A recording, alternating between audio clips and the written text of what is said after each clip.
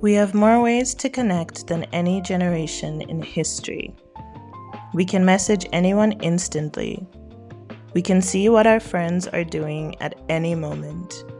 We can join online communities, group chats, and social media platforms with millions of people. And yet, so many of us feel profoundly alone. Maybe you've experienced it too.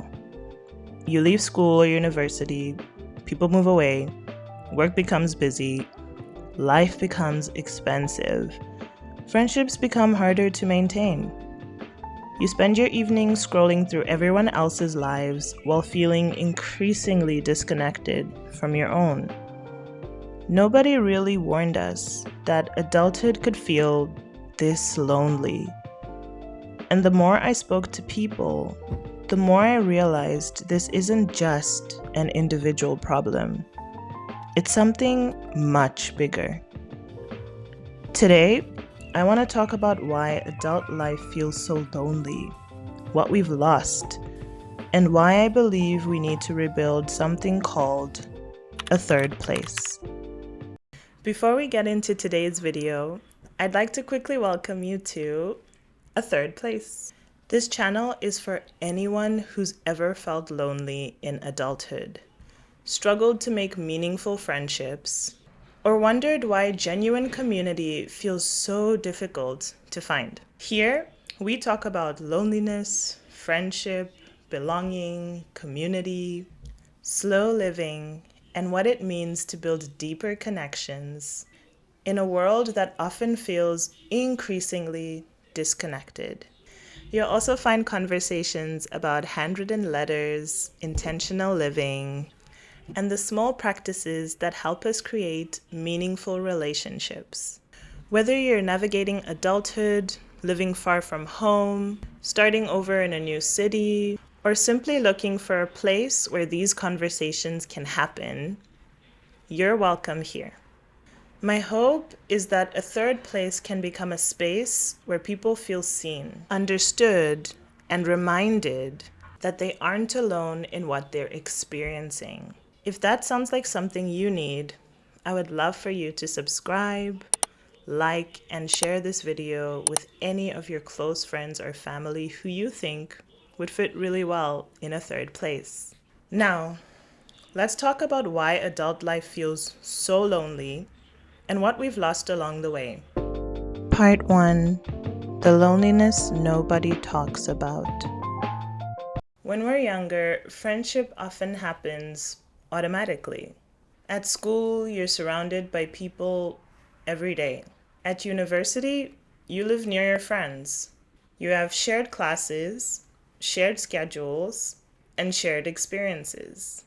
You don't have to work very hard to maintain relationships because your lives naturally overlap. But adulthood changes everything. People move, people get married, people have children, careers become demanding, schedules become complicated. Suddenly, seeing a friend becomes calendars, planning, transportation, money, and available time. And sometimes, after weeks or months of trying to organize something, it simply doesn't happen. Many of us begin to wonder, why is making friends so difficult? Why do I feel left behind? Why does everyone else have their people except me? The truth is, many adults are asking these exact same questions. Loneliness often feels deeply personal, but in many ways, it's very structural. Part 2: We were never meant to live this way. Humans evolved into communities. For most of history, people lived close to family, neighbors, and friends. People shared meals. Children played together. People worshipped together. People worked together. Life happened alongside other people. Sociologist Ray Oldenburg actually introduced the idea of a third place. The first place is home, the second place is work, the third place is where community happens. These are places people gather regularly without pressure or obligation. Places like local cafes, libraries, community centers, churches, parks, clubs, neighborhood shops, sports centers. The list goes on. Third places allow relationships to develop naturally. You see the same people regularly. Conversations happen casually. Friendships form slowly. Community grows over time. But many of these places have disappeared. Part 3. What we've lost. Modern life has become extremely individualized. Many of us spend our days moving between literally only two places: home and work. For some people who work remotely, both happen in the same building. Our neighborhoods often feel temporary. People move frequently. Long commutes reduce free time. Housing costs separate people from their support systems. Technology gives us connection, but not always closeness. Social media allows us to observe one another without actually participating in each other's lives. We know what people ate, we know where they traveled, we know what they purchased, but we may not know how they're really doing. We have audiences, followers, connections, but not always community. And I think many of us feel that loss deeply, even if we don't always have the language for it. Part 4. Productivity replaced community. One thing I've noticed is that adulthood ends up becoming organized entirely around productivity. We're told to optimize ourselves, build better habits, wake up early, exercise more, work harder, start businesses, learn skills, make more money, become better versions of ourselves. And while many of these things are not inherently bad, something can get lost along the way. Community isn't productive. Friendship isn't efficient. Conversation isn't measurable. Writing letters isn't optimized. Sitting with someone for 2 hours over coffee doesn't produce a result. But these things matter. Some of our most meaningful experiences happen when nothing productive is happening at all.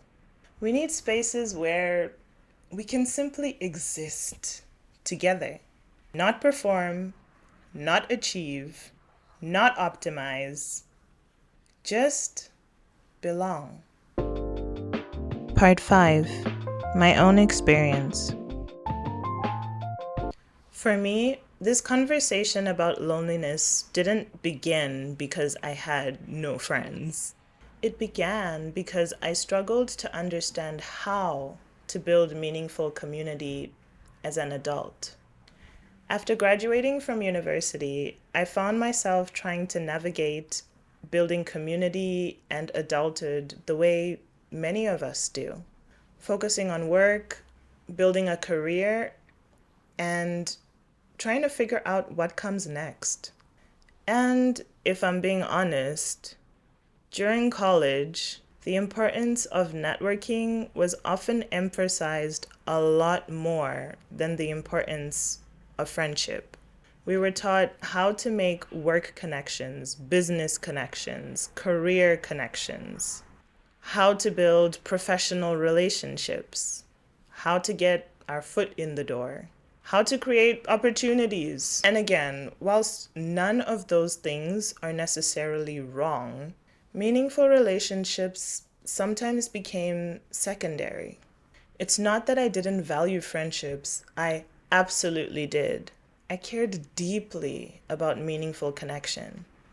But somewhere along the way, success became associated with career advancement, productivity, and professional networks, rather than building a strong community around us. Then the pandemic happened. And I think for many people, myself included, it created space for people to ask difficult questions. What kind of life do I actually want? What matters to me? What would make life feel meaningful? For me, one answer kept appearing over and over again: community. I've always wanted a strong community that wasn't limited to just my immediate family. I grew up as an immigrant kid, and moving has literally always been a part of my life. Even now, it's still a part of my life. Starting over, adapting to new places, and rebuilding relationships became familiar experiences. But because of that, I think I became very aware of how important connection really is. And something interesting happened after I moved to Japan. I made the decision to start intentionally putting myself out there again, to meet people, to attend events, to have conversations, even when I felt like someone didn't want to have a conversation with me. And over time, I began noticing something about myself. I seemed to naturally bring people together. People who might have never met each other somehow end up in the same conversation. People of different backgrounds, different experiences, and different stages of life. And often they discover that they had far more in common than they realized. Growing up, I wasn't even aware of the fact that this is something I was able to do. But in recent years, I've genuinely started to recognize it as a gift. You could call it a God given gift. Not necessarily to be the center of a community, but to create spaces where people feel comfortable enough with one another to create community. And the more I experienced this, the more I realized that many people aren't lacking the desire for friendship. They're lacking places where friendship can naturally happen. Places where people can gather without an agenda. Places where people don't have to perform. Places where people can simply belong. And that's really where a third place began. Not as a business, not as a brand, but as a question. What would it look like to intentionally create spaces where connection could happen again? Part 6.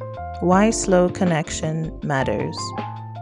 We live in a culture of speed, fast content, fast communication, fast responses, fast opinions. But relationships often grow slowly. Some of the most meaningful things in life take time.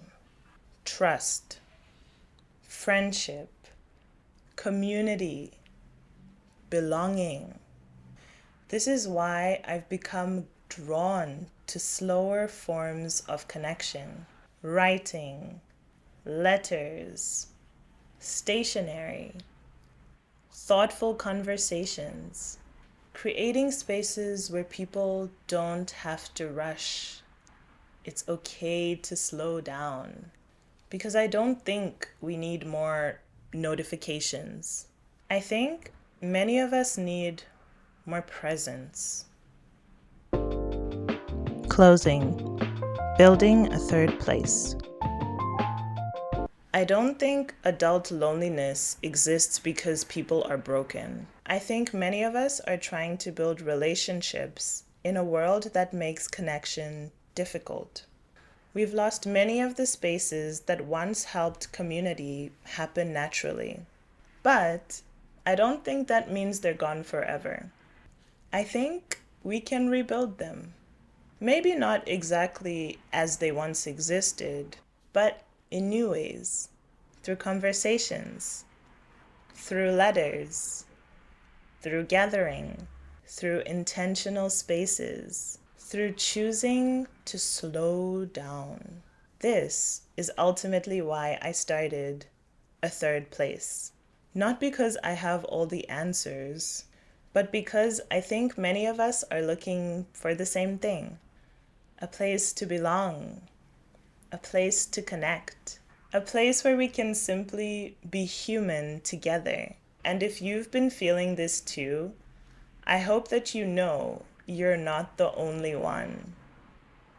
Thank you for spending this time with me.